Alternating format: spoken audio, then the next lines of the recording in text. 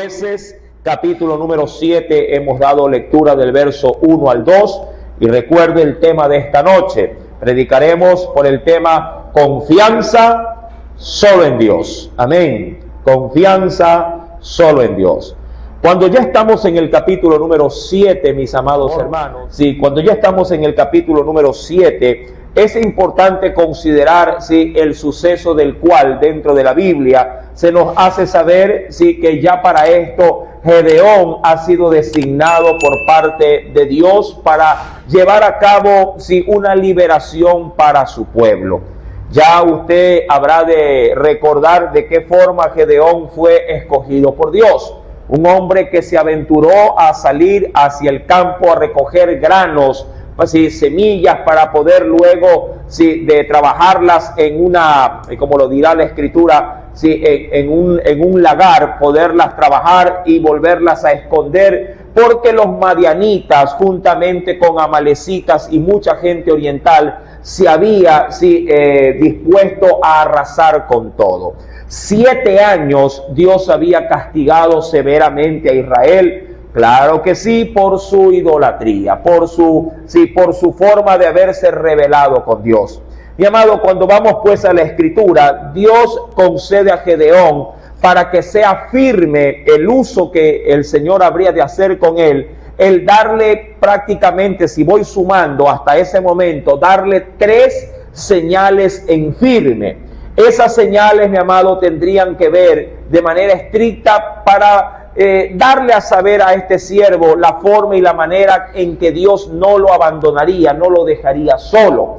Mi amado, estas señales, la primera fue en la que el Señor, a través de un ángel, del mensajero que le invitaba a servir a Dios, hiciera levantar fuego de una roca y que consumiera un holocausto que él mismo había llevado.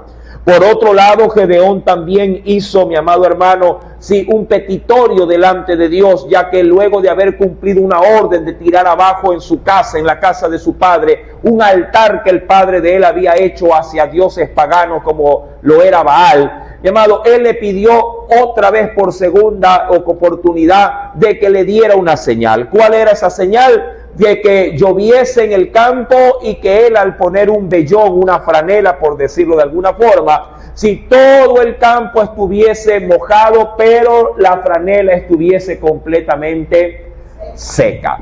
Y por último, queriendo, hasta siendo un poco inoportuno, Gedeón vuelve a pedirle al Señor que le vuelva a dar otra señal. Y aquí pediría todo lo contrario, que sea el vellón solamente el que esté mojado, mientras que todo el campo estuviese completamente seco. Dios se lo concede, mi amado. Dios no tuvo, reparo en no concederle este deseo a Gedeón. Creo hasta cierto punto para afirmarlo en la fe, porque a la verdad el desafío que tenía por delante era muy grande. Los madianitas, insisto, los amalecitas y todos los del oriente que habían arrasado por 7 años cosecha tras cosecha, ahora se verían, mis amados hermanos, pues de una u otra forma se verían confrontados por la fuerza de un solo hombre que era Gedeón, o por lo menos así Dios se lo había dicho. Ahora, vamos al capítulo 7, luego de esta pequeña introducción que hemos podido brindar. En el capítulo número 7, versículo número 1, dice la Biblia: levantándose pues, dice el Señor, de mañana Jerobbaal, el cual es Gedeón. ¿Por qué menciona esto la Biblia, mi amado? Solo por recordar, si usted retrocede rápidamente al capítulo número 6, la Biblia dice en el versículo 31 al versículo 32, si lo recordamos allí, mi amado, Jueces capítulo 6, verso 31 al 32, que allí, no lo voy a leer, pero sí le di la referencia, allí, mi amado, Gedeón tuvo a bien tirar abajo todo, como le había mencionado, todo el altar de su padre, que había sido dedicado a Baal y a una diosa pagana llamada Asera. Los habitantes de la ciudad, al saber que su altar había sido derribado, confrontan al padre de Gedeón diciéndole que se le saque a su hijo para poderlo matar. Pero sin embargo, mi amado hermano, si este hombre intercede a la verdad por su hijo diciéndole, si Baal es Dios, entonces que él lo confronte y no ustedes. Y esto le pareció hasta cierto punto razonable a los que habrían de ajusticiar a Gedeón por su mano, y no le hacen nada. Pero le cambiaron el nombre, como una especie de sentencia del dios pagano hacia la persona de Gedeón, y le llaman por primera vez Jerobaal, que significa el que contiende contra Baal, o el que contiende con Baal. De allí, mi amado, el verso 31 al verso 32. Ahora, por eso dice en el capítulo 7, verso 1, si avanzando un poquito con las gráficas, esto ya lo habíamos considerado, dice pues más adelante, y todo el pueblo, verso 1 que estaba con él, acamparon junto a la fuente de Arod. Ahora, ¿cuál era el pueblo que estaba junto a Gedeón? Obviamente que ese pueblo llamado era aquel que él había llamado o convocado luego de haber sido usado por Dios para convocar a través del sonar de un cuerno a las tribus que quisieran, en este caso, anexarse a la misión de Gedeón para ir a la guerra contra los madianitas. Eso está en Jueces capítulo número 6, verso 33, y eso sí lo voy a leer, verso 34, dice, entonces el Espíritu de Jehová vino sobre Gedeón, y cuando éste tocó el cuerno, los abiezeritas, que era la familia de Gedeón, junto con ellos otros más, se reunieron con él, y envió mensajeros por todo Manasés, y ellos también se juntaron con él, y asimismo envió mensajeros a otras dos tribus, a la tribu de Aser y a de Zabulón y a Neftalí, los cuales también, dice la Biblia, salieron a encontrarles. Amén. Entonces, mi amado, cuando se ve el escenario del capítulo 7, verso 1, podríamos decir que vemos a un Gedeón, mi amado, ya prácticamente sin poder echarse atrás. ¿En qué sentido? Él ya no podía, mi amado, diríamos en su forma de ver el llamado o el desafío que tenía por delante, mi amado, mandar a todos a su casa. Al contrario, habían tribus de Israel listos y dispuestos para salir de acorde a la orden que Gedeón habría de dar. Mi amado, el Espíritu de Dios, como bien lo dice el verso 34, ya había tocado al pueblo. Ahora bien, en el versículo número 1 también nos hace saber que así como estuvieron ellos, allí en ese lugar, como lo dice la Biblia, acamparon junto a la fuente de Arod. El término Arod, apúntelo, significa temblor. El término o el nombre de Arod significa temblor. Eso significa en el idioma hebreo traducido al español, temblor. O también significa miedo, temblor o miedo, ¿Por qué, mi amado? Por el suceso que habrá de acontecer después, eso lo iremos viendo al detalle. Verso 1, sigue diciendo, y tenía el campamento de los madianitas al norte, más allá, dice la Biblia, del collado, ¿de qué lugar? Del collado de Mored, en un valle, es decir, en una planicie. Ahora, hay que considerar, mi amado, y esto es importantísimo, diríamos así, observarlo por medio de la Escritura. Hay que observar, mi amado hermano, los contextos, por decirlo de alguna forma, respecto, mi amado, del escenario en el que se encuentra o lo que se va a llevar a cabo en esta batalla. Por un lado, mi amado, acompáñeme en el libro de los Jueces, capítulo número 8. Quisiera ver algo. Versículo número 18, verso número 10. ¿Qué nos dice? Seba y Salmuna estaban en Acor, y con ellos su ejército, como de 15,000 hombres, todos los que habían quedado de todo el ejército de los hijos del oriente, pues habían caído 120,000 hombres que sacaban espada. Amén. sumando eso, ¿cuánto tenemos en totalidad? 135,000 hombres. Sí, esta historia del capítulo número 7 continúa el capítulo 8. Sí, pero tenemos un dato ahí ya numérico. Los madianitas, ojo, sin contar obviamente los amalecitas y posiblemente aún los del oriente, que hacían una gran comunidad allí, una triada de enemigos. Claro, solo los madianitas ya se contaban por un número de 135,000 enemigos. Ojo con esto, eso lo puede poner al margen del versículo 1 o del versículo 2, como usted bien lo prefiera. Solo para que se dé la referencia. Mientras que en Jueces capítulo número 7, avanzando un poquito, porque solamente voy a tomar o a rescatar el número, en el versículo número 3, mi amado, si allí tenemos, por otro lado, mi amado, tenemos a 32,000 personas o 32,000 de los hombres que conformaban la tribu de Aser, como lo dice la Biblia ya en el texto leído, la tribu también de Benjamín, la tribu también, la familia de los abieseritas que ya se dio lectura, y juntamente me parece con la tribu de Zabulón. Aser, Zabulón, Neftalí y la familia de los abieseritas, que era la familia de Gedeón, llamado, formaban un total de 32,000 hombres. Ahora, imagínese la situación. Usted puede poner eso al margen del versículo 1. 32,000 personas para la guerra a mando de Gedeón. Mientras que solo los madianitas, ¿cuántos se contaron? 135,000. Estamos hablando de una proporción de diferencia de 1 a ¿cuánto? Prácticamente casi un poquito más sería. Casi un poquito más. Porque es de 1 a 4 y algo más. Porque 3 por 4... ¿cuánto? 12. Estamos hablando de 120,000 hombres, si le quiero poner los excedentes de los ceros. Casi de 1 a 4, que es decir, que por cada 4 enemigos y algo más, sí, mi amado, haría, sí, de luchar un solo israelita. Eso es más o menos como poner en un ring 4 enemigos o 4 luchadores, sí, unidos ellos para pelear contra uno.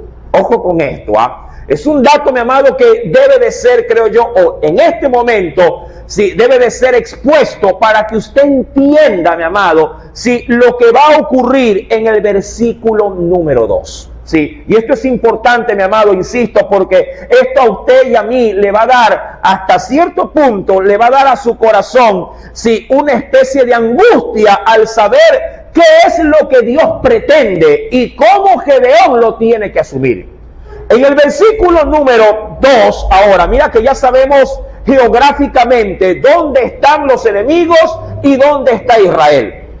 Ahora bien, solamente los separa, diríamos, un montículo, los separa una pequeña loma, por decirlo así, porque al otro lado de esa loma, en el valle, está todo el ejército, mi amado hermano, como lo dice la Biblia, de los madianitas. 135,000 soldados. Versículo 2. Y en ese ambiente, mi amado, en ese ambiente, Jehová le dice a Gedeón, ¿qué le dice? El pueblo que está contigo es mucho para que yo entregue a los madianitas en tu mano. A ver, ¿de dónde Dios saca que el pueblo de Israel es mucho comparado con sus enemigos? Por eso le hice la observancia inicial. Sí, estamos hablando de una diferencia de más de 4 puntos y algo. Sí, 4 puntos y algo, mi amado, de diferencia de enemigos frente a los 32,000 soldados que tiene Gedeón a su mano. Mi amado, sin embargo, para Dios, mira que Dios cuenta diferente. Bien dice la Biblia que para Dios un día puede ser como 1000 años, o 1000 años como un día. Diría cualquiera, Señor, discúlpame, pero usted no sabe contar. Porque si usted me dice que es mucho, estaríamos hablando que nosotros fuéramos 135,000 y nuestros enemigos que sean ¿cuántos? 32,000. Pero la situación numérica es totalmente opuesta. Son 32,000 judíos frente a 135,000 enemigos. Por ningún lado, mi amado, donde usted quiera ver la problemática, por ningún lado, en este caso Gedeón sería mayoría. Por ningún lado. Ellos no son mayoría, ellos son minoría, mi amado. Pero según la óptica de Dios, si ese pueblo que está con Gedeón es demasiado. Y la pregunta sería, ¿demasiado para qué? Dios le va a dar la respuesta. ¿Son demasiado para qué? Mira, y aquí está. Entrando ya más en detalle, la Biblia dice, el pueblo que está contigo es mucho para que yo entregue a los madianitas en su mano. No sea, ojo, no sea que se alabe Israel contra mí y vaya a decir, mi mano me ha salvado. Ahora, numéricamente, obviamente que las cosas son diferentes, pero para Dios, mi amado, si los 32,000 son demasiado, pero demasiado ¿en qué? En su orgullo. Son demasiado, mi amado, en su propia opinión. Son demasiado en sus propios razonamientos. No necesariamente para Dios la situación del perjuicio radica en el número.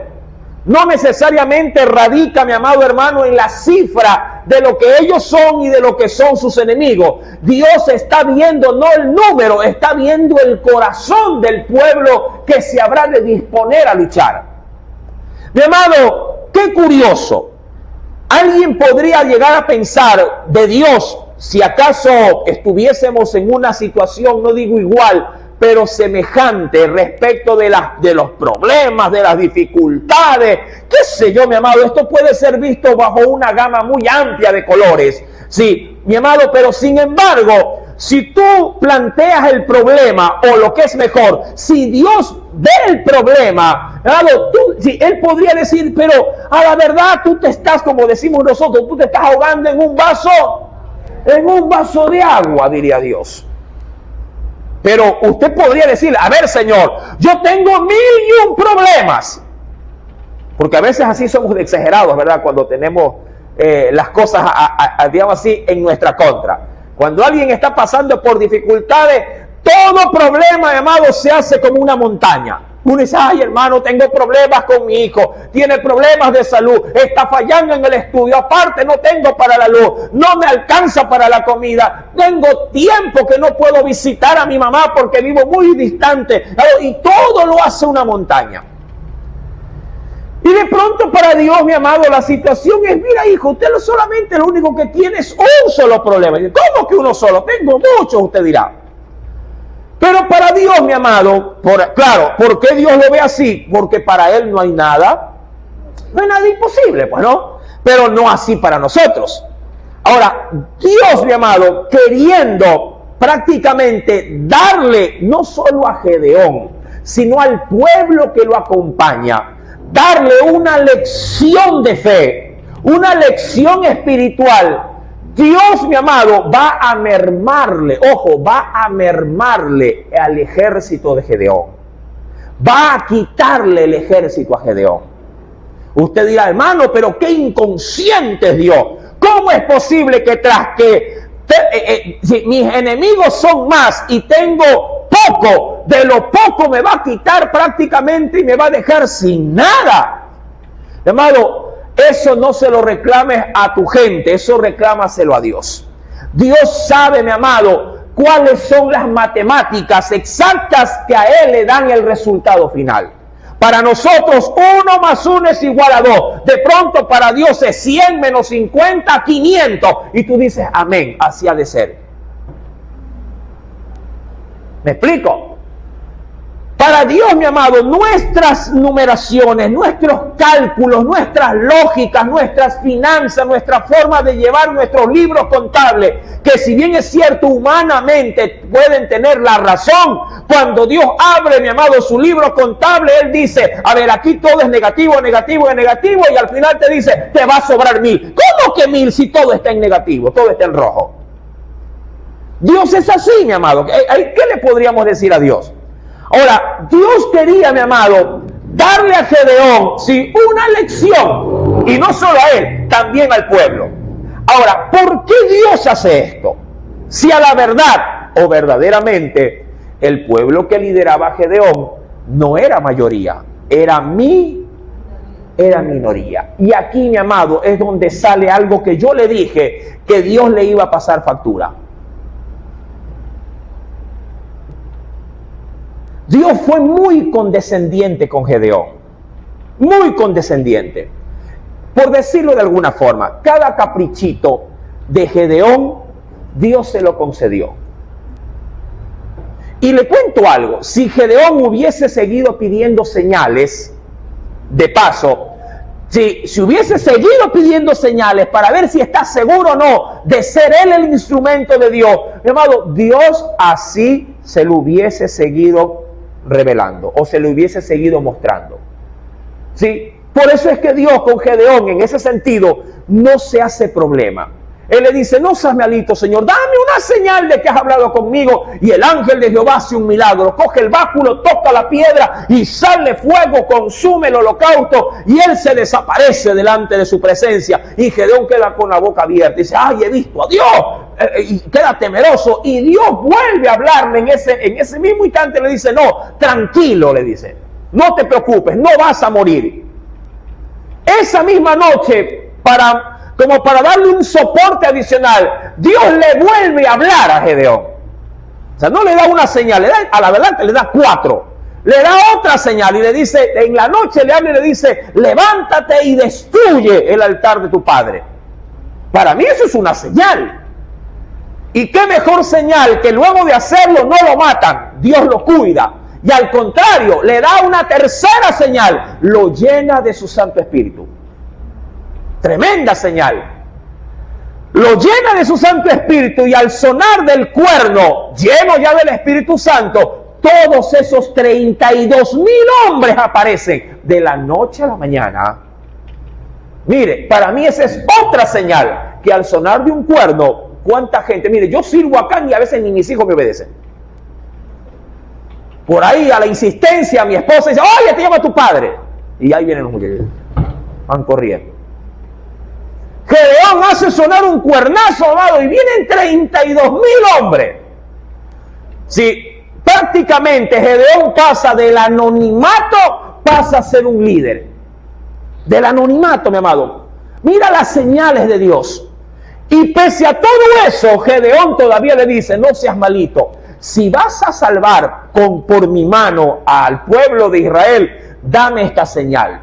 Y ahí está la primera. Pues no, tratar de que el paño, el lienzo que él había pedido que no se moje, efectivamente no se mojó. Y luego, mi amado, que ese mismo paño aparezca empapado de agua y el paño apareció otra vez lleno de agua. Tanto que llegó a sacar una taza llenecita de agua.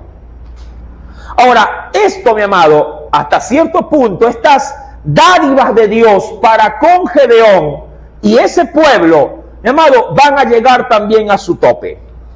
Y ahora, así como Dios ha sido muy condescendiente con Gedeón, ahora Dios quiere poner a prueba. Gedeón puso a prueba a Dios, ahora Dios quiere poner a prueba a Gedeón.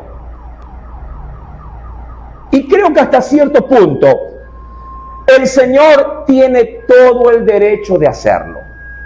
Hasta cierto punto. Dios tiene todo su derecho.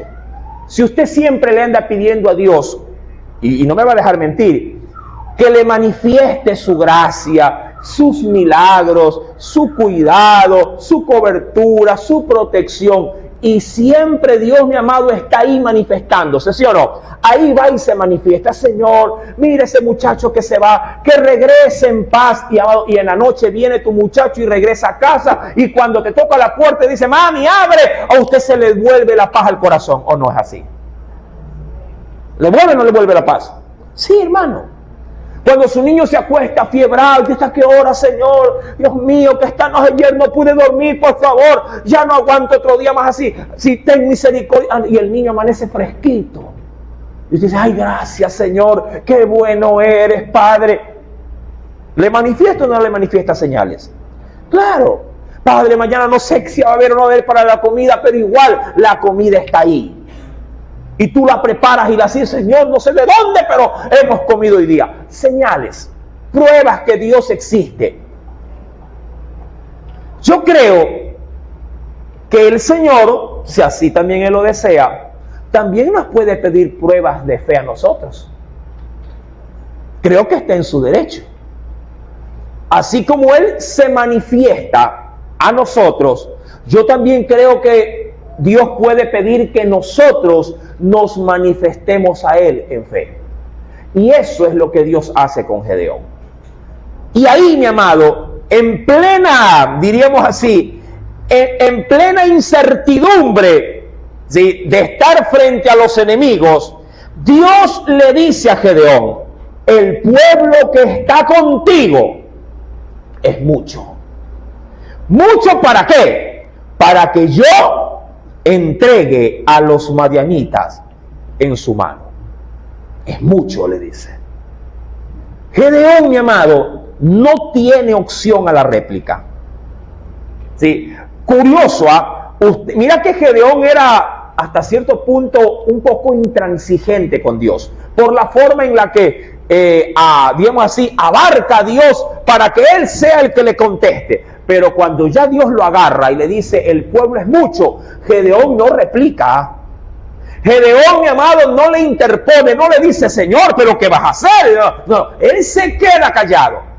No le dice absolutamente nada, insisto, porque él ha tenido también en su debido momento, amado, la intención de probar a Dios, y Dios nunca le negó nada. Ahora Dios le pide algo a Gedeón. Y él, mi amado, tiene, creo yo, la sabiduría de mantener, sí, en su silencio, la aceptación de lo que el Señor le pide. Y ahí, mi amado, Dios le hace saber la razón. El pueblo es mucho para yo entregarlo en tu mano por una razón: para que el pueblo, cuando yo lo entregue en su mano, no se alabe que ha sido él o su poder el que lo ha salvado. Ahora, ¿por qué Dios dirá esto? Ven conmigo a la Biblia, vamos a entrar en detalle, por supuesto que sí. Y queriendo ver, mi amado, de primera mano, sí, lo que nos dice el Señor. Ven conmigo, mi querido, sí, y quisiera de pronto leer algo especial. Allá, por ejemplo, en Zacarías, capítulo 4, verso 6, un texto que tú creo que lo debes de saber de memoria. Capítulo 4, verso 6. Dice, entonces respondió y me habló, diciendo, esta es palabra de Jehová. ¿A quién? A Zorobabel. ¿Sí? ¿Qué fue lo que se le dijo a Zorobabel? Que dice, no con ejército, no tampoco con qué, no con fuerza, sino con mi Santo Espíritu, ha dicho Jehová de los ejércitos. Amado, ¿por qué tomo este texto bíblico? Las batallas que Dios, sí, diríamos, confronta, sí, al pelear a favor de su pueblo. Amado, Dios no usa ejércitos por lo general, no los usa. Por lo general, lo único que usa, mi amado, es su gloria, su potencia, su fuerza, su poder para desbaratar a cualquier enemigo. Sí, Dios, creo yo, que ha sido reconocido a través de la Biblia, sobre todo si me posiciono históricamente en el libro de los Jueces. Si algo Dios le ha enseñado a su pueblo, digamos así, en escenarios pasados de Jueces para atrás, es libertar al pueblo no por medio de mano humana, sino por medio de su poder, por medio de su espíritu.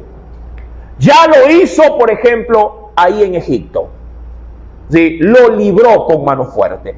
Le enseñó, mi amado, de manera continua o constantemente cómo Dios libraba en batalla, a veces haciendo llover hasta piedras del cielo a ejércitos que trataron de derrotar, sí, al ejército de Josué.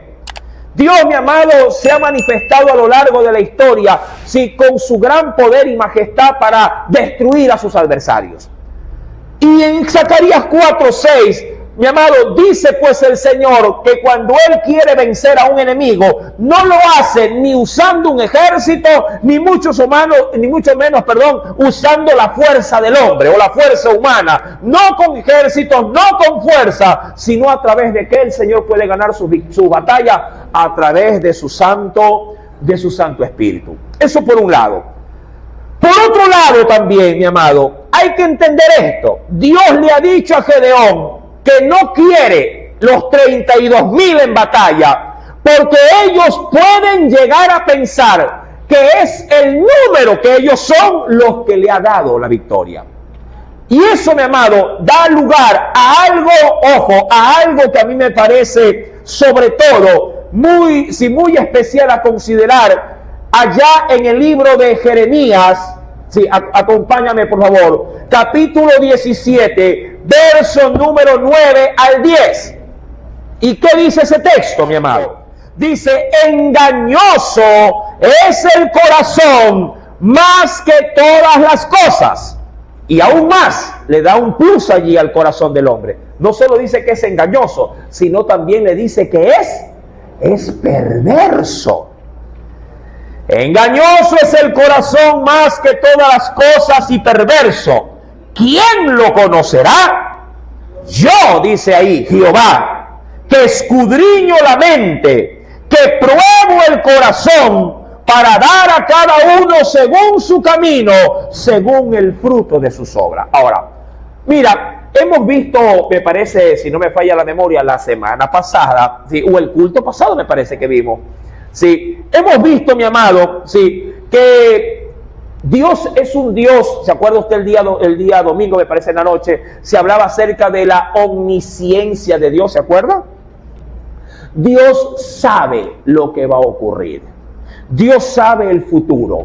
Y de alguna forma ya Dios sabía que si el pueblo lograba vencer a los madianitas, ya como Dios conoce lo que habrá de pasar, Dios ya había visto, mi amado, que ese pueblo se iba a enorgullecer en la cantidad de sus soldados. Y como Dios se anticipa, amado, le hace saber a Gedeón que no necesita a los 32,000. ¿Por qué causa? Porque el pueblo iba a decir ¿qué cosa? Que eran ellos. Que eran ellos los que habían dado la victoria. Aun cuando eran menos, pero de pronto alguien diría, sí eran bastantes, pero no importa, a los 4, suponiendo que uno pelea contra 4, a los 4 yo los vencé de un solo puñete. A los 4 o a los 5 vinieron a los 10 y a los 10 yo les pegué. Así como cuando a veces cuentan las historias entre jóvenes, sí, que uno a veces sale a relucir sus destrezas humanas, ¿verdad? Y sabe decir de pronto de manera alabanciosa, no, si yo a todito les gané. Habían como 20 y a los 20 me los fajé a todos. Y yo, uy, qué valiente, dice el otro. Hay unos que lo dicen en el mismo son, pero en la parte sentimental. No, si de las chicas en el curso, yo con todas vacilé, con toditas. Ay, de verdad, sí. Ni una quedó libre. Es que el corazón del hombre es, ¿verdad? Es alabancioso. Mira, que esto pasa en cosas triviales.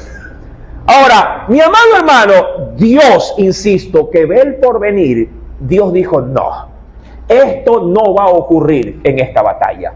Y por eso Dios, mi amado, sabiendo, como dice la Biblia, sabiendo Él que el corazón es engañoso, sabiendo que el corazón es perverso, Dios no desea poner su gloria, ¿sí? digamos así, en riesgo en esta batalla en particular. Adicionalmente también, mira lo que, solo para darte un ejemplo, mira lo que dice Daniel capítulo 4, verso 29 al 30. Esto creo que te va a dejar todavía más asentada la postura. Al cabo de 12 meses, un año exacto, paseando en el palacio real de Babilonia, habló el rey y dijo, ¿qué dijo el rey? Mira, ¿no es esta la gran Babilonia que yo edifiqué para casa real con la fuerza de mi poder y para gloria de mi majestad? Pregunto, ¿a quién se tiró aquí toda la alabanza? ¿Quién se tiró todo el ajinomoto encima? ¿Ah? ¿Quién aliñó el pavo? Él mismo se aliñó, ¿verdad? Si usted sigue leyendo, en ese mismo instante, ¿qué ocurrió? Lea el verso siguiente. ¿Qué ocurrió? Dice la Biblia, aún tenía el rey la palabra en su boca. ¿Y qué ocurrió? ¿Qué escuchó? Una voz del cielo que le decía, ¿qué cosa? Por su forma gloriosa, ¿sí? O vanagloriosa de exaltarte, en este mismo instante, ¿qué cosa? Sí, tu reino va a ser quitado. Y así fue, mi amado. Perdió la razón y se hizo un animal, como un animal. Ahora, dado estos escenarios, estos ejemplos, volviendo a Jueces, es evidente de que Dios sabía que ese riesgo estaba sobre la mesa. Y Dios dice, no, yo no voy a permitir, Gedeón, que 32,000 vayan a pelear contra 135,000.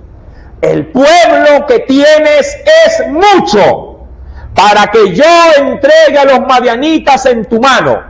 No sea que se alabe Israel contra mí, diciendo, mi mano me ha salvado. Verso 3. Y dice, ahora pues, haz pregonar, dice el Señor, haz pregonar entre el pueblo, sí, o a oídos del pueblo, diciendo, quien tema y se estremezca, madrugue y devuélvase desde el monte de Galaad. Y dice la Biblia, y se devolvieron de los del pueblo. ¿Cuántos se devolvieron? 22,000 y quedaron 10,000. Ojo, de 32,000, ¿cuántos quedaron? 10,000. Si comparo 10,000 contra 135,000, estamos hablando de que por cada uno, ¿cuántos enemigos aproximadamente pelearían ahora? ¿Cuánto? 13-1. Y un poquito más. 13-1, mi amado. Si ya 4-1 era escandaloso, mi amado, 13 contra 1, que es Superman el que va a pelear. Por ahí alguien diría, y eso fortachón y adiestrado en alguna disciplina de arte, de combate. Bueno, hermano, ya hasta 4, 5, pero no contra 13, pues, hermano. Por mucha fuerza que se tenga. Mi amado, y le deja mermado a 32,000, se le deja mermado, ¿sí?, a 10,000 hombres. Ahora, ¿por qué, mi amado? Dios habría de utilizar una ley que ya estaba en vigor desde los tiempos de Moisés. ¿Cuál era esa ley? Deuteronomio, acompáñame por favor. Deuteronomio capítulo número 10, número 20. Dice el Espíritu Santo, y volverán, y estos eran parámetros que se tenían que considerar cuando habría de salirse a la guerra. Este era un parámetro. ¿Cuál era esa disposición? Volverán los oficiales a hablar al pueblo y dirán, ¿quién es hombre medroso y pusilánime? Vaya y vuélvase a su casa y no apoque el corazón de sus hermanos como el corazón suyo. Aquí, mi amado, hay dos palabras que se deben de considerar. La primera, tal cual como lo dice la Biblia, el término medroso. Ahora, apunte por favor, porque creo que es importante considerar los significados. Sí, ahora, antes de cualquier cosa, el término medroso, mi amado, se lo podría utilizar como un sinónimo también de la palabra o del término cobardía. Sí, el término medroso se lo puede utilizar como un buen sinónimo del término cobardía. Y le voy a dar el significado. Medroso, temeroso, ¿sí? Pusilánime, decía el texto bíblico, ¿verdad? Que de cualquier cosa tiene miedo o que infunde miedo. Repito, temeroso, pusilánime, que de cualquier cosa tiene miedo, o lo que es peor, infunde miedo. Mucha gente puede tener en familia o en medio del barrio o como amistad a un hombre medroso. El medroso, mira, todo el mundo tiene miedo. Es normal tener miedo, pero no es normal ser medroso. Sí, para mí el término medroso es la exageración descontrolada por el miedo. Es como cuando a alguien le dicen temblor y ya está en la esquina. Y usted todavía está en la casa. ¿Sí? En una oportunidad alguien dijo, hermano, tembló. Y mi marido estaba afuera. Y adentro estaba todavía los hijos, la esposa. Pero él ya estaba afuera. ¿Por qué? Porque el miedo lo descontrola. Lo hace perder, ¿qué cosa? El buen sentido común de las cosas. ¿Sí? Entonces, lo medroso, insisto, es la exageración del miedo. Y por otra parte, cuando se habla de pusilánime, apunte, que no tiene valor para enfrentarse a las dificultades. Un hombre o una mujer, esto puede ser sin importar el género, si alguien que es pusilánime no tiene valor para enfrentar las dificultades. Vienen a cortar la luz y el marido le dice a la mujer, anda tú, anda tú. Sí, viene un vecino por ahí medio bravo, ay no, tú. ¿Verdad que siempre hay alguien así en la casa, no? Sí, hermano. Eso es ser pusilánime, que no tiene los pantalones o los follones bien puestos como para poder afrontar las crisis. Sí, así también pasa en lo espiritual. Viene un endemoniado, algo al pastor, llévalo al pastor. Viene un borrachito, que el pastor. Pastor, lo busca. Y usted nunca tiene el coraje o la valentía para decir, hoy dejen al pastor tranquilo. A ver, ¿qué pasa, hermano? Dígame que yo le ayudo. ¿Verdad? Así debería de ser. Mi amado, esta normativa, ¿sí?, que Dios había dado, lo había justamente otorgado ¿para qué? Para que los medrosos y los pusilánimes no vayan a desanimar al pueblo que van a la guerra. Ahora, de esto, mi amado, hay algo especial ya en el ámbito espiritual que yo creo que sí, pero sí debemos de considerar. Mi amado, en el versículo número 3, y esto creo que es un comentario que me parece válido posiblemente hacerlo notar. Hay un comentario que dice lo siguiente. Sí, dice el comentario, muchos se habían presentado por el conmovedor llamamiento de Gedeón, pero sentían temor e incredulidad para que no huyasen, cuando comenzara la batalla. Sí, Dios hizo pregonar lo que estaba estipulado en el Antiguo Testamento, en Deuteronomio 28 se refiere. Pero aquí dice algo especial. Algunos, sí, en la actualidad corren la misma suerte para los desafíos espirituales. Dios los llama, ellos vienen, pero no vienen con el temple con que Dios los quiere. Mire, os digo esto, pasándolo al ámbito espiritual. Dios convoca para las cosas. El pueblo viene al llamado del cuerno, porque ahí el Espíritu Santo hizo tocar el cuerno en Gedeón y el pueblo fue. Pero cuando se les dice, esto hay que hacer, los medrosos, ¿qué hacen? Yo pensé que era para otra cosa. ¿Verdad? ¿Pero por qué? Porque cuando se les dice, hay guerra, hay batalla, hay esto o hay lo otro, dice, yo no puedo, hermano. ¿Para qué vine entonces? ¿Verdad? Sí, bueno, yo pregunto, mi amado, cada cosa en su lugar. Si el ejército hace un llamado, ¿cuántos responderían presente a ese llamado? Ahí está el asunto, hermano. De pronto hay que defender la soberanía, mi amado, del país. De pronto hay, mi amado hermano, que convocar a las reservas, porque los soldados propiamente no se van a abastecer. ¿Verdad? Bendita edad. ¿Ah? Lo salva. Pregúntenle a los ucranianos si los 55 años lo salvaron. Hasta los ancianos que no fueron convocados dijeron: yo voy a defender mi patria. ¿Ah? El valor de la convicción de lo que se cree.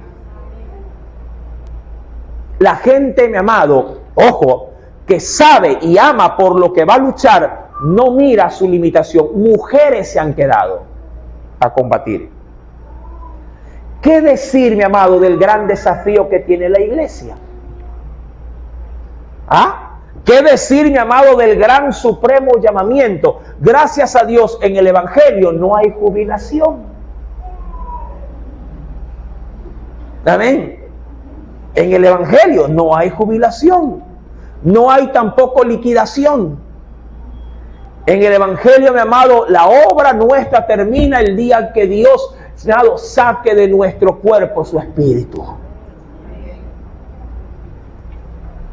Dios le dijo a Gedeón: Gedeón, di al pueblo, pregona, verso 3, haz pregonar en oídos del pueblo, quien tenga miedo, quien se estremezca, pero están ahí, curioso, están ahí. Quien tenga miedo, quien se estremezca, ojo, madrugue, es decir, decida irse durante toda la noche.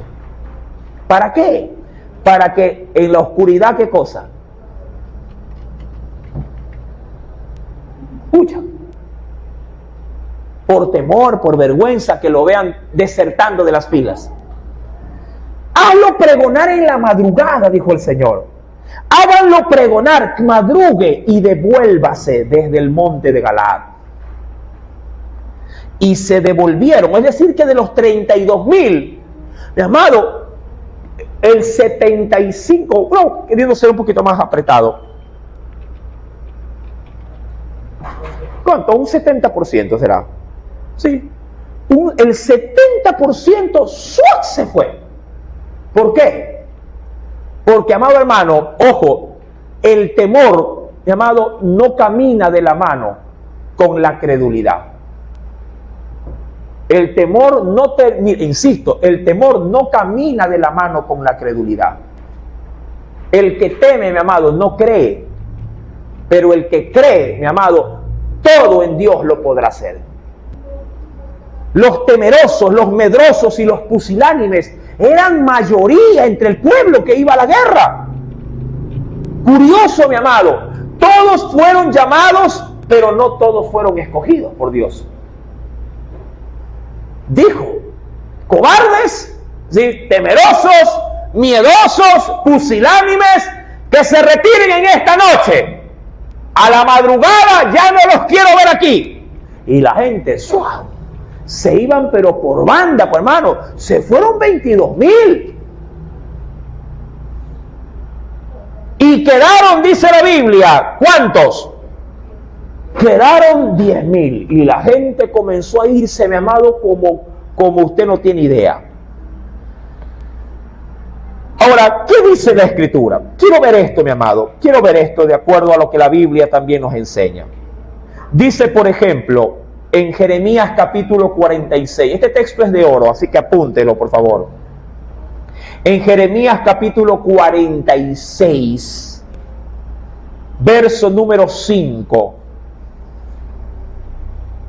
Mira, y esto es un consejo de Dios para usted y para mí.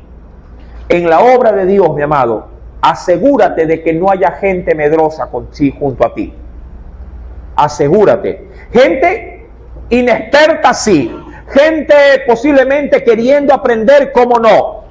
Gente neófita me parece bien, pero gente medrosa, gente pusilánime, mi amado, tienes que por fuerza apartarte de ellos. Son tus hermanos, sí. Es tu gente, sí, pero no sirven para el ministerio. Amén. Hay que verlo así. O sea, está bien, hermano, es que a mí me da miedo. Sí, está bien, mijito. Usted quédese aquí, pero yo voy a salir. Como lo que pasó con la pandemia. No, es que después si salga, ¡no abra la puerta, no abra la puerta! Y usted sale. ¿Y qué pasó? ¡El virus se metió!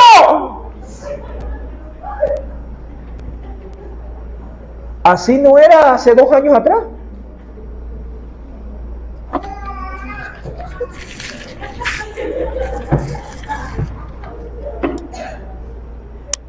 Así lo recibían en casa.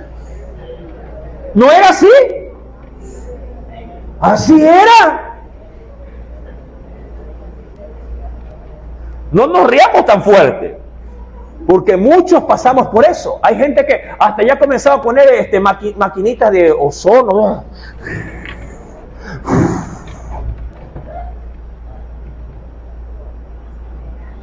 Así era, hermano. No hay que reírse muy fuerte. Pero gente medrosa en el ministerio no sirve. Mira lo que dice la Biblia. Jeremías capítulo 46, verso 5. Y mira, es una interrogante. Dice allí el profeta, ¿por qué?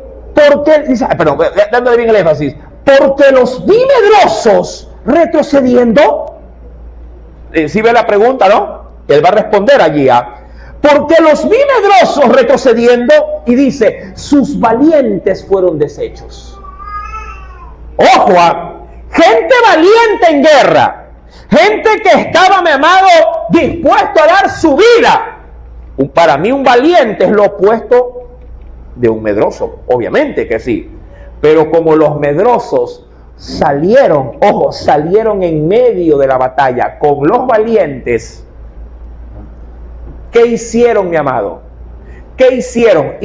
No pierda Jeremías y vuelva y abra Deuteronomio 20, versículo número 8. ¿Qué dice el Señor en la parte final del verso 8 de Deuteronomio 20? ¿Qué dice? Que un medroso o un pusilánime bien podría, ¿qué cosa? Opacar el corazón de sus hermanos.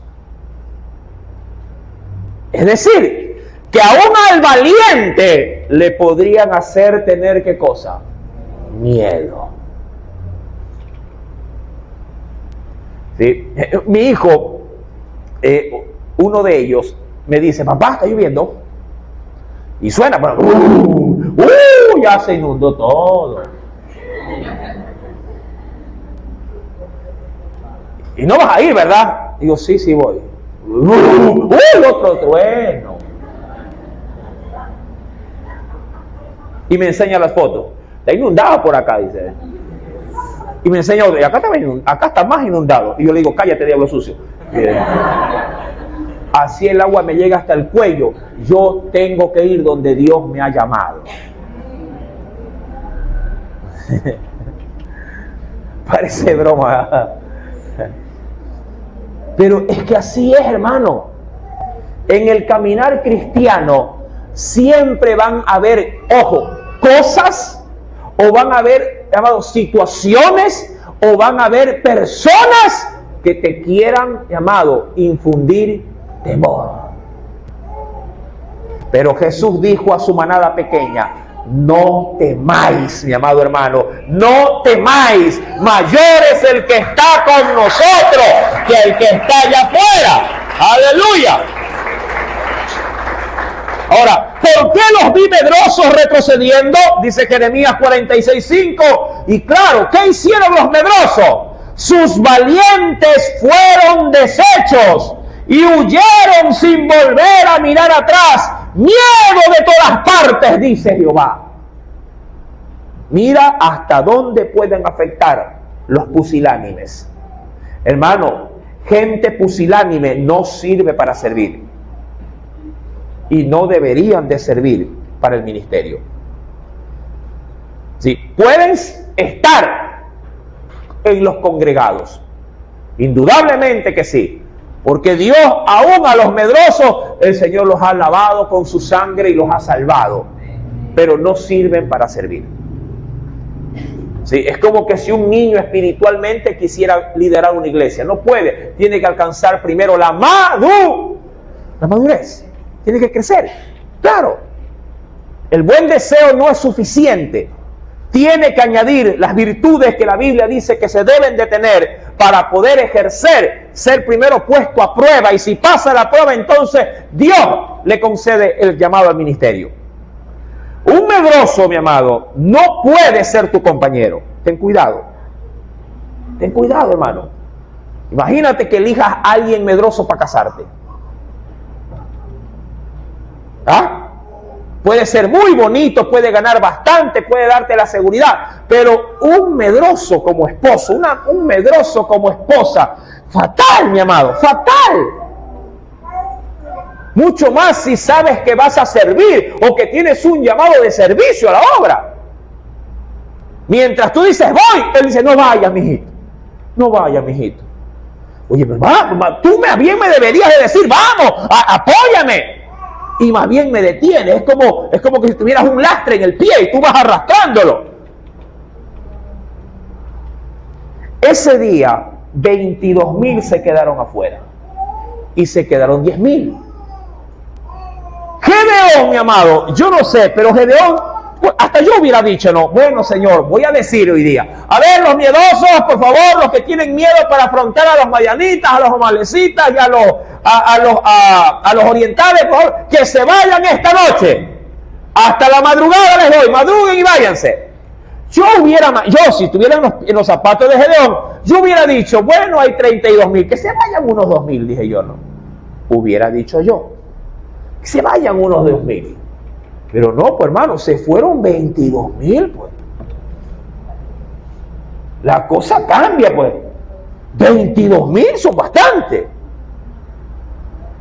Al amanecer, nuevamente Dios le dice a Gedeón. ¿Qué le dice? Vámonos por acá.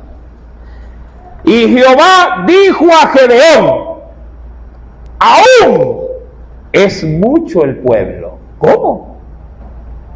Aún es mucho el pueblo. Llévalo ¿a dónde? Llévalo a las aguas y allí te los probaré. Ojo, en la primera eliminación el hombre decidió, ¿sí?, quedarse fuera de la gloria. ¿Por causa de qué cosa? Del miedo. Ojo, en la primera sentencia de Dios, Dios no votó a nadie. Quiero que esto sí quede bien en claro, hermano. Mira, el mayor interesado en que tú participes de las glorias de Dios, amado, es Dios.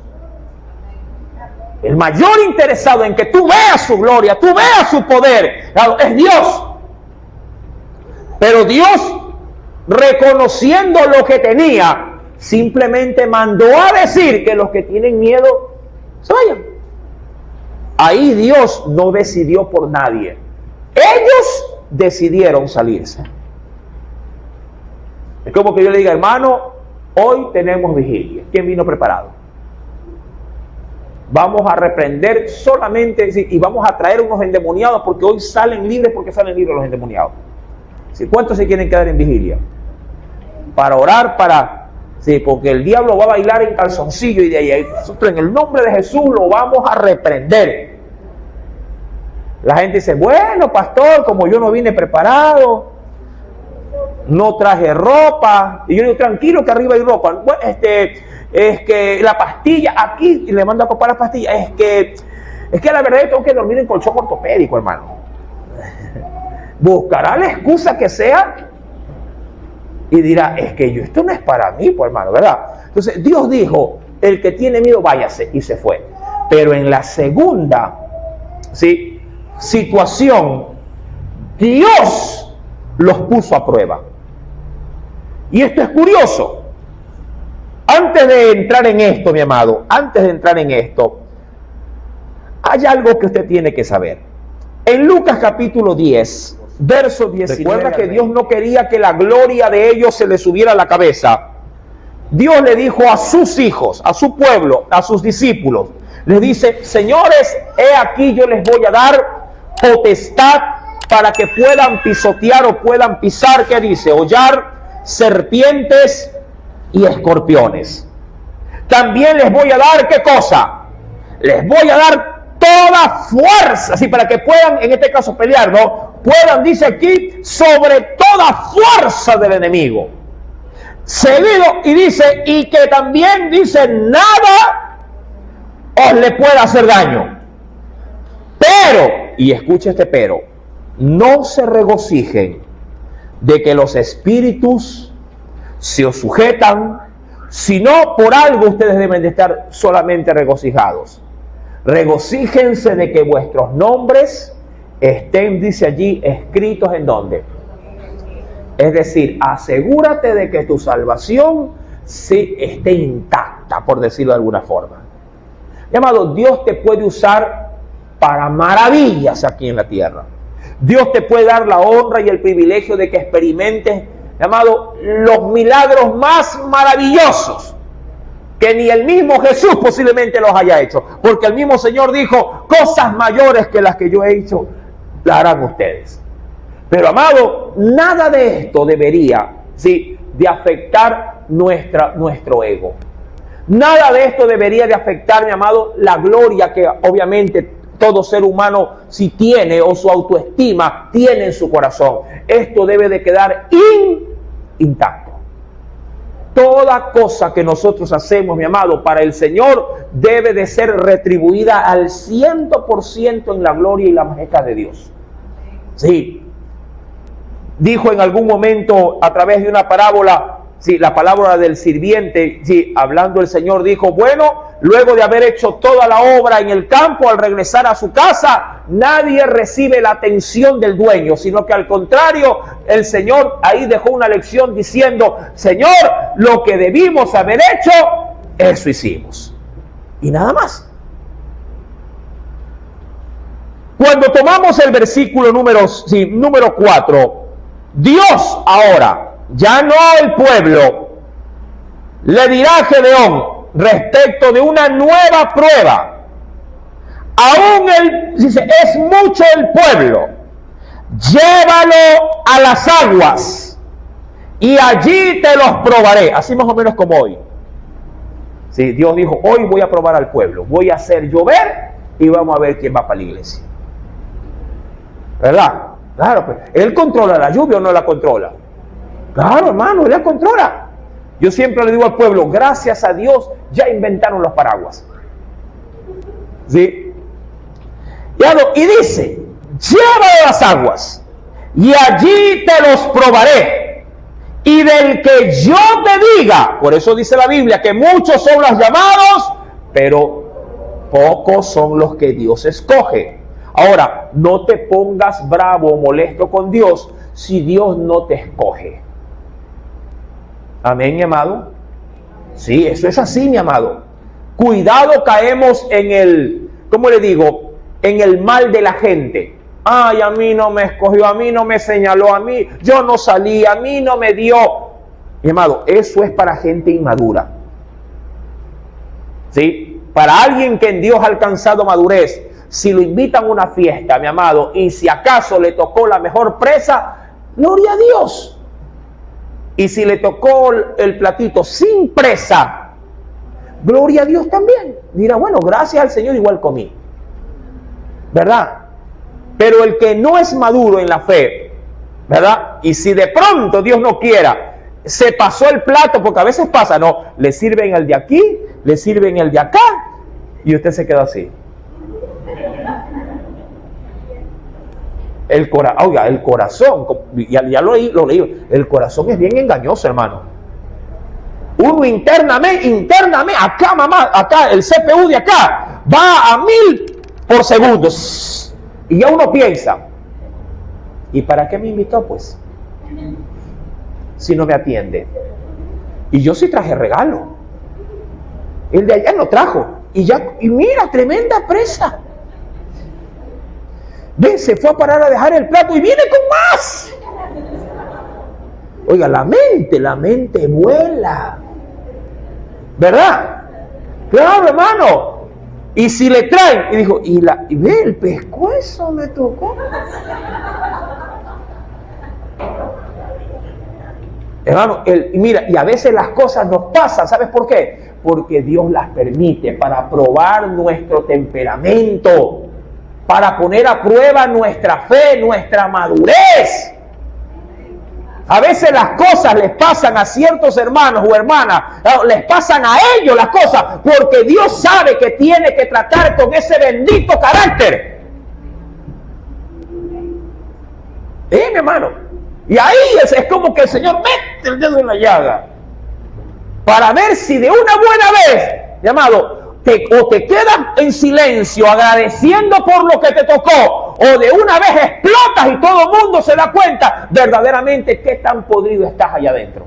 Porque de la abundancia del corazón habla la boca, hermano. Si no, pregúntale a Marta. Estaba tan podrida que, Señor, no tienes cuidado de mí. Oiga, tremendo espectáculo que hizo esta mujer. Mira, me has dejado sola, como que si Jesús era el dueño de la casa. Si él era un invitado ahí, mi amado.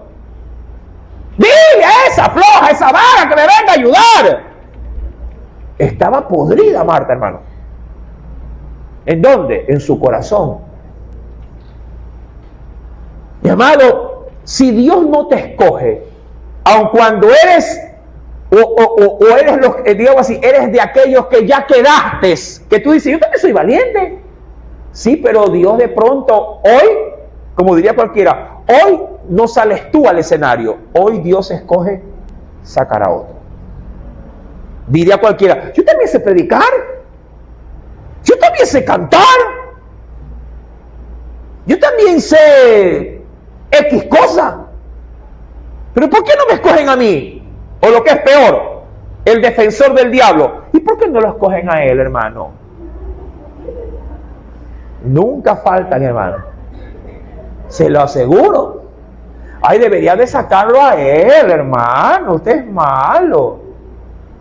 Nunca faltan. Ojo, no estoy dedicando el mensaje a nadie.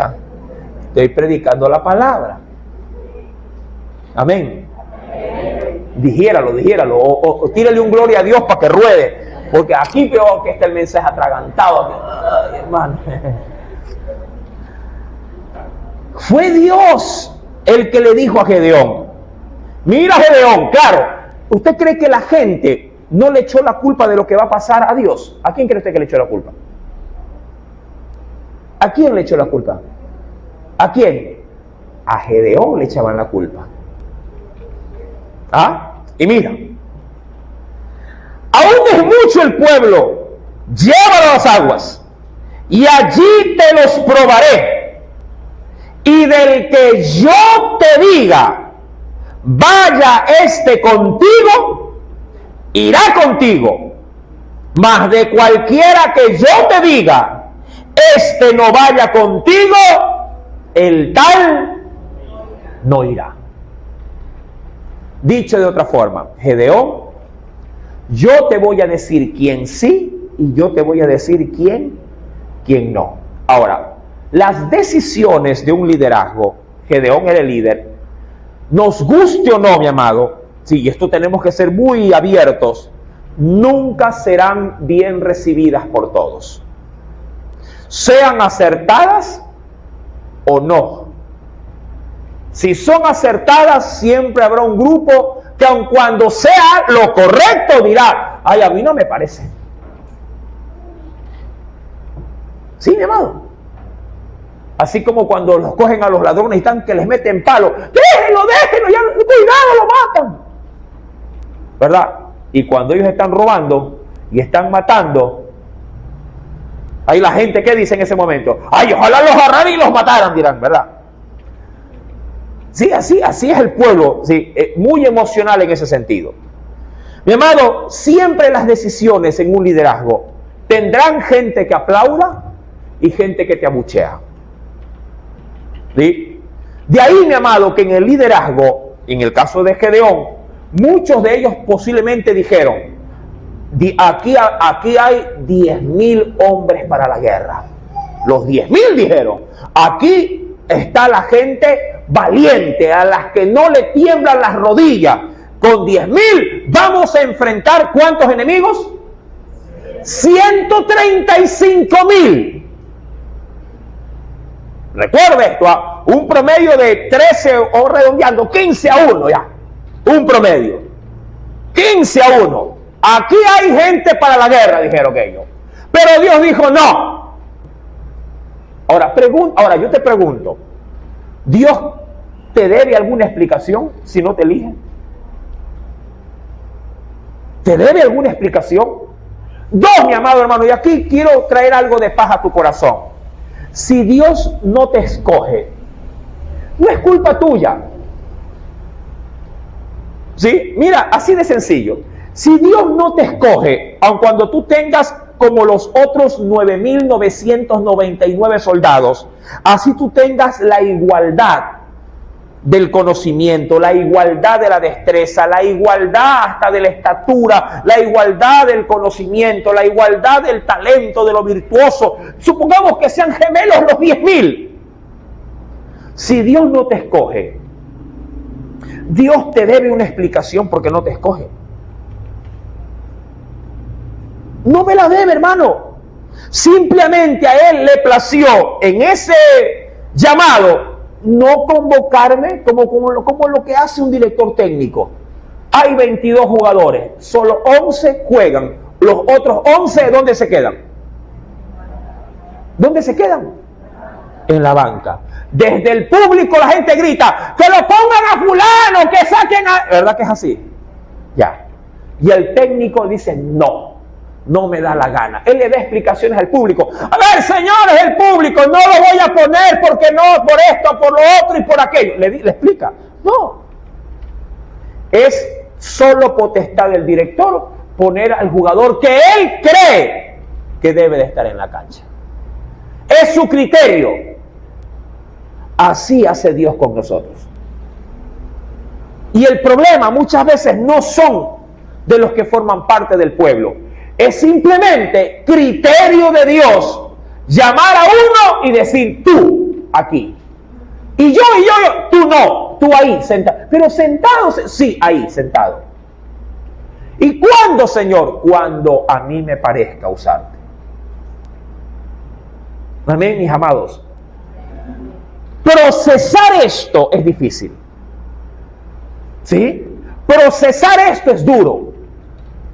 Pero el que lo procesa, el que lo entiende, el que lo discierne como Dios quiere que lo asimile, créeme que tendrá paz. Y lo que es mejor, se alegrará él de su hermano porque Dios lo está usando. Sí, mi hermano, aunque te parezca chocante este texto bíblico. De pronto, he ahí, mi amado, el detalle por el que Dios no te llamó o no te escogió. ¿Por qué? Porque cada vez que escoge a otro, te quedaste amargado en el asiento. De pronto ahí está lo que tú no ves y lo que Dios dice, por eso es que no te saqué. Porque cada vez que no te saco, si estás así, ¿a quién voy a llamar? Y qué sé yo, supongamos que sean 3. El hermano A, ven, por allá gritan, y usted está allá.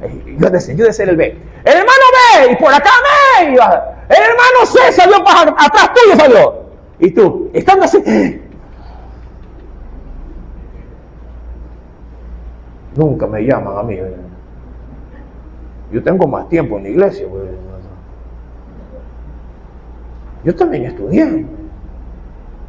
Señor, y Dios, no el hombre, no el pastor, no el hermano al lado. Dios dice, por eso, mi hijo, todavía no. Usted es valiente, pero eso tiene que arreglar. El día que tú quedes, no me nombraron, pero para la otra, Dios sí me va a usar. Voy a seguir orando, voy a seguir animando a los demás, voy a seguir dando lo mejor. Y de pronto en el otro llamado, Dios dice, pasa, mi hijo, fuiste fiel en lo poco, en lo mucho te toca ahora. Entra a disfrutar del gozo del Señor. Mi amado, Dios llamaba a probar. ¿Por qué hago tanto énfasis en esto? Porque la forma en la que Dios va a probarlos, que es en las aguas, si bien es cierto, mi amado, lo que Dios va a pedirle a Gedeón, nada tiene que ver con una acción de valentía. Todo lo que va a ocurrir en las aguas está al único y exclusivo, amado, sí, límite de la mente de Dios. ¿Qué ocurrirá ahí? No lo voy a dejar en zozobra, aun cuando debiera. Llévalo a las aguas y allí te los probaré. Y del que yo te diga, vaya este contigo, irá contigo. Mas de cualquiera que yo te diga, este no vaya contigo, el tal no irá. Entonces llevó el pueblo a las aguas. Y Jehová, ojo, no Gedeón, Jehová le dijo a Gedeón, Gedeón, cualquiera que lamiere las aguas con su lengua, como lame, ¿qué dice? El perro, a aquel pondrás aparte. Ahora, la pregunta es, ¿cuántos para tomar agua de esta forma? Claro, estamos hablando de un lugar abierto, un lugar no usual, un lugar donde, mi amado hermano, las condiciones se prestan para hacer cosas un poco fuera de lo común, ¿sí? Usted en su casa, dijimos, ¿cómo se baña? Usted va a la ducha, abre, coge jabón, coge champú, bueno, usted abre su llave de paso, la cierra, se enjabona, o no sé si se baña con llave abierta, cada quien se baña a su manera y a su comodidad y a su gusto, y en el tiempo que más le place, ¿verdad? Muchos jóvenes son como el pato, se mojan y salen, ¿verdad? Y dicen, ya me bañé. Hay otros que se meten a la ducha y hay que sacarlos, ¿verdad? Ahora, esta forma en la que Dios va a probar a su pueblo, llamado, está de manera exclusiva, solo puesta en la mente de Dios. Y Dios le dice, Gedeón, llévalo a las aguas. Y una vez allí, los que tienen, empecemos por esto, yo dudo, créeme, yo dudo de que los 10,000 se hayan acercado al agua. Yo no creo que los 10,000 hayan tenido sed. Pero sí creo que la mayoría debió haberse, ¿qué cosa? Acercado a ¿qué? Al agua, para beberla. Ojo con esto, ojo con esto. Insisto, yo no creo que los 10,000 en fila, a no ser que Gedeón haya dicho, beban, es una orden. No lo dice la Biblia, no lo dice. Lo que sí dice la Biblia es que los que se metieron al agua a tomar de ella, ¿sí?, habrían de ser escogidos bajo el parámetro de Dios. ¿Cuál era el primer parámetro? Sí, tomar el agua como lo hace el perro. ¿Y cómo lo hace el perro? Lamiendo, sí, el agua. Sí, directamente. Mucha gente posiblemente se acostó de largo a largo en la orilla y metió su cabeza ahí como perrito. ¿Sí? Pero otro, que es lo más común, versículo número 5. En la primera parte, ¿no? Cualquiera que lamiere las aguas con su lengua como lame el perro, a aquel pondrás aparte. Asimismo, a cualquiera, ¿qué cosa que dice? ¿Puede leerlo, por favor? Ajá. A cualquiera que se doblare sobre sus rodillas. ¿Para qué? Para beber, sí, obviamente. Sí, versículo número 6. Y fue, dice el Señor, ¿qué cosa, mi amado? fue el número de los que lamieron llevando el agua con la mano a su boca, 300 hombres. Ahora, aquí hay algo, mi amado hermano, creo yo, muy pero muy importante que debemos de considerar. ¿Respecto de qué, mi amado? De la forma, insisto, o de la manera en la que Dios, y ojo con esto, mi amado, en la que Dios habría de seleccionar. ¿Qué diferencia hay entre el uno y el otro? El fin, podríamos decirlo que es casi el mismo. ¿Sí? Todos tendrían sed. Pero no todos, dicho de una buena forma, no todos, mi amado hermano, ¿sí?, saciaron esa sed de la misma manera. Si quisiera verlo de esta forma. Todos fueron al mismo lugar por una misma razón. Todos querían agua, pero no todos saciaron de esa sed, de esa agua, de la misma manera. Dice un comentarista, y se lo voy por favor a leer, tal cual como está aquí escrito. Es evidente, dice el texto, que la gente pensaba cruzar inmediatamente el arroyo, dice el comentarista, y avanzar hasta el campamento enemigo para ir a la guerra, porque ya estaban los 10,000. Unos pocos estaban ansiosos de comenzar la batalla, mientras que otros, sí, estaban a la expectativa de lo que vendría. Dios hizo que el pueblo tomase agua, unos con su mano y otros, sí, lamiéndola. Y ojo con esto que dice, esto es un comentario, otros temerosos de la inminente batalla y con escasas esperanzas de obtener la victoria, vieron allí una posible excusa para demorarse. A mí esto me llamó bastante la atención. Se arrodillaron y pausadamente bebieron hasta satisfacerse, mientras que los otros apresuradamente tomaban solo un poco de agua en la mano y la absorbían mientras avanzaban hacia el campamento del enemigo, de los cuales fueron 300. Ahora, ¿qué tan de cierto hay en este comentario?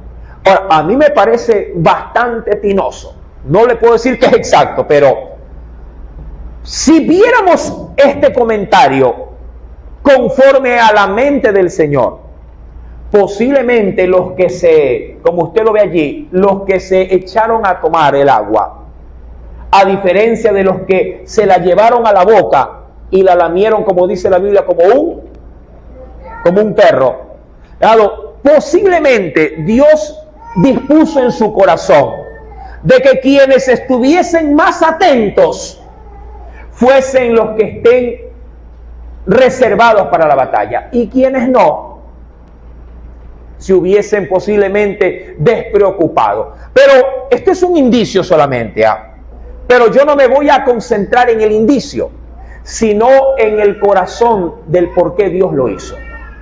Mira, mi amado hermano, esto lo quiero llevar al plano nuestro, al plano espiritual, para concluir. Mi querido hermano, Dios sabe que su obra, y en esto por favor póngaselo usted muy presente en su corazón, Dios sabe que su obra, o que sus mandatos, o que su plan que ha trazado para nosotros requiere de nosotros diligencia. La obra de Dios requiere excelencia. La obra de Dios, mi amado hermano, requiere de parte nuestra toda nuestra atención, sin considerar si aquello que Dios nos pide que hagamos sea algo grande o algo pequeño, algo insignificante.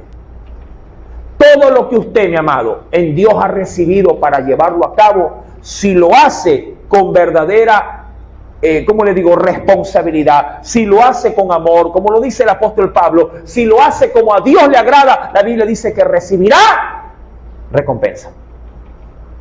Pero todo aquello que se hace de manera negligente, de Dios también será sancionado.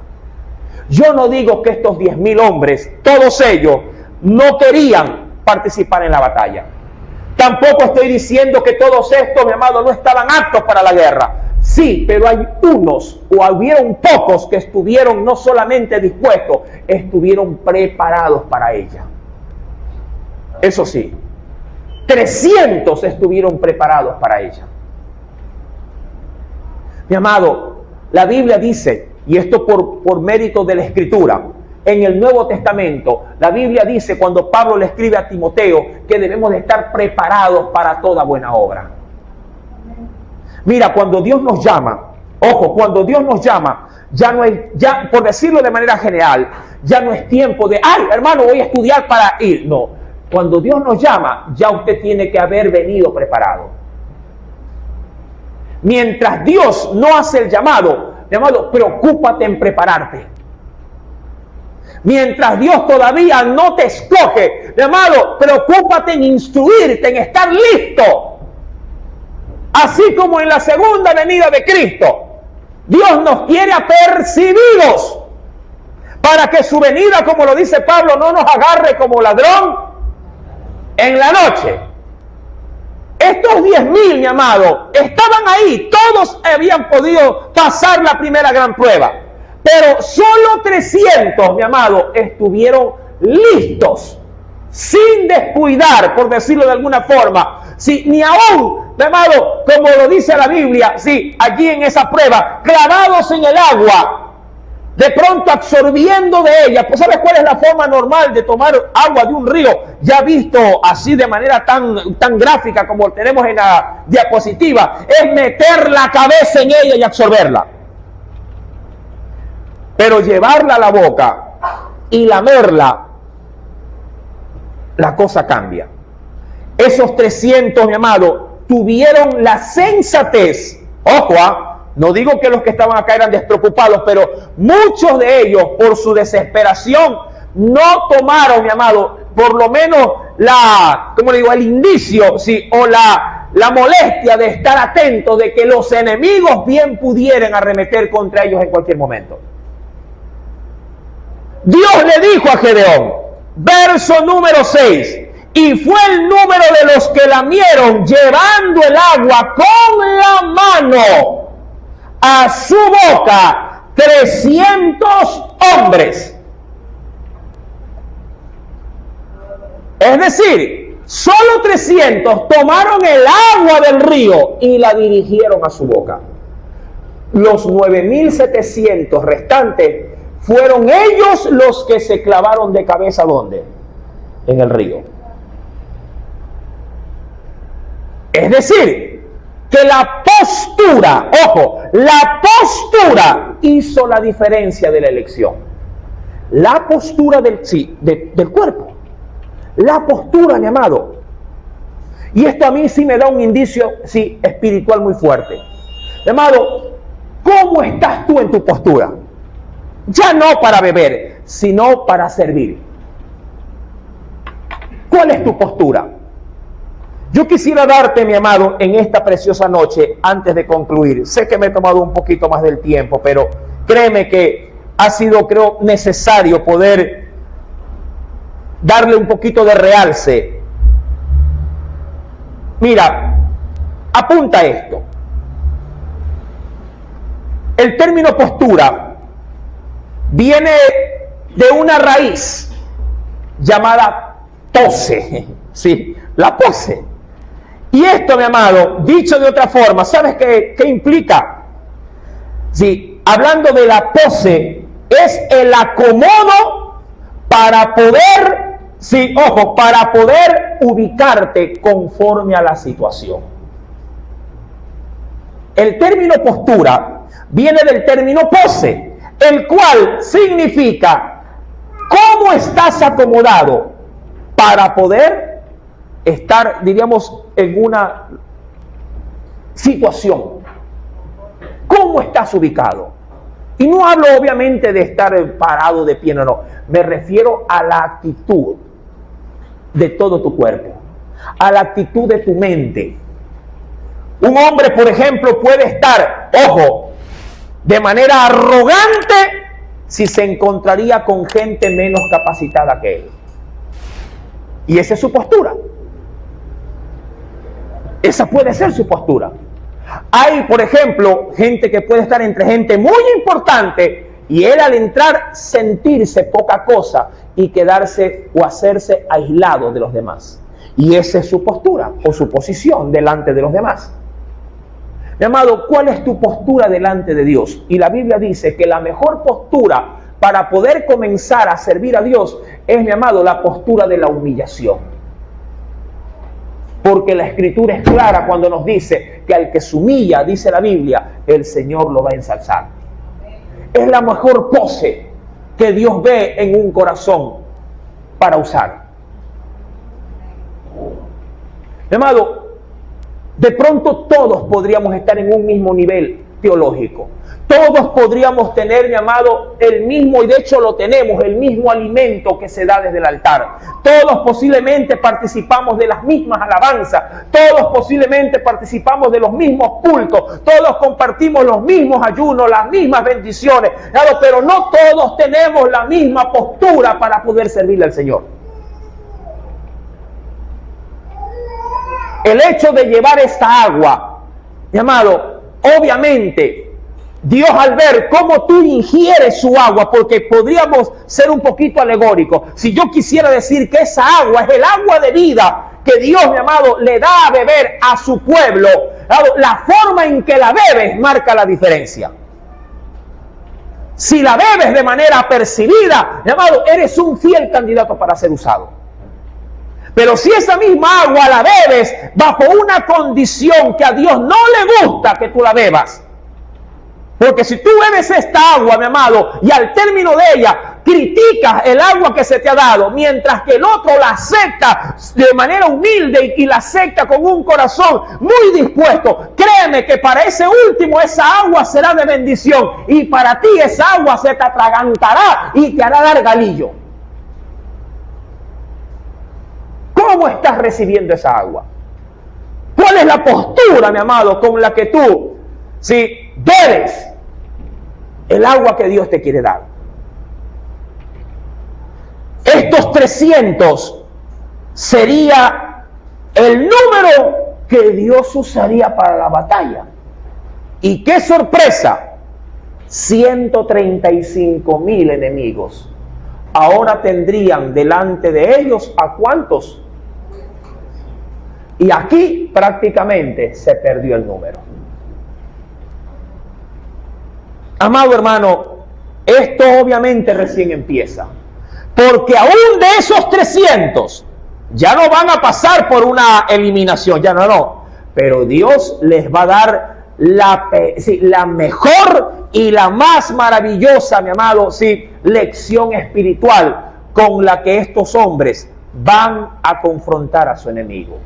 Ellos van a experimentar de manera palpable realmente que Dios no necesita lanza, no necesita jinetes, no necesita caballos, no necesita jabalinas, ni espadas, ni escudo. Dios va a darles a estos 300, mi amado, la fórmula con que Dios sabe pelear sus batallas. Amén. Y eso lo veremos, si Dios nos da vida, el próximo día miércoles con la ayuda del Espíritu Santo. Amén. A Él sea, mi amado, en esta noche todo honor, toda gloria, toda honra y toda alabanza.